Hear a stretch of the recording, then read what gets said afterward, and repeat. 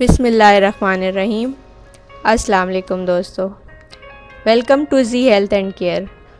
उम्मीद है आप सब खैरियत से होंगे। अगर आपने अभी तक मेरे चैनल को सब्सक्राइब नहीं किया है तो प्लीज़ जल्दी से सब्सक्राइब कर लीजिए। मेरे आज की वीडियो का टॉपिक है कुर्बानी के जानवरों का मुकम्मल इलाज। जैसा कि आप सबको मालूम है कि कुर्बानी बहुत करीब है और बहुत से लोग काफ़ी दिन पहले ही जानवर ले लेते हैं ताकि सुन्नत इब्राहिमी पूरी कर सकें। कुर्बानी हर मुसलमान पर फ़र्ज़ है। जिनकी जेब इजाज़त नहीं देती है वो इसमें ज़रूर हिस्सा लेते हैं। ज़्यादातर लोग गाय या ऊँट में हिस्सा मिलाते हैं और कुछ लोग बकरे की भी कुर्बानी करते हैं। जब जानवर कुर्बानी का आता है तो सबसे ज़्यादा खुशी बच्चों को होती है और वो उसे ज़्यादा से ज़्यादा खिलाना शुरू कर देते हैं।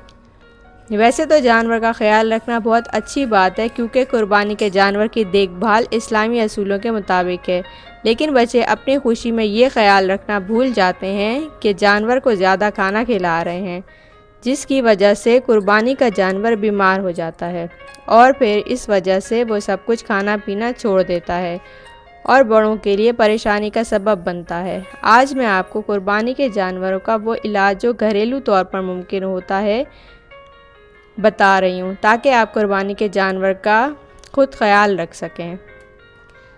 अगर जानवर कुछ नहीं खा रहा है और उसको मोशन लग गए हैं तो उसको काला नमक खिलाएं या पानी में घोलकर पिला दें।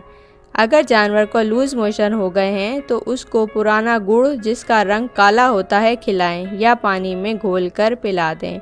अगर जानवर सुस्त लग रहा है और तबीयत ठीक नहीं लग रही तो इसको चारे में काला गुड़ और सौंफ मिलाकर खिला दें, इंशाल्लाह चुस्त हो जाएगा। दोस्तों, अगर आपको मेरी वीडियो पसंद आई हो तो लाइक करें और मेरे चैनल को ज़रूर सब्सक्राइब कीजिएगा। Thank you.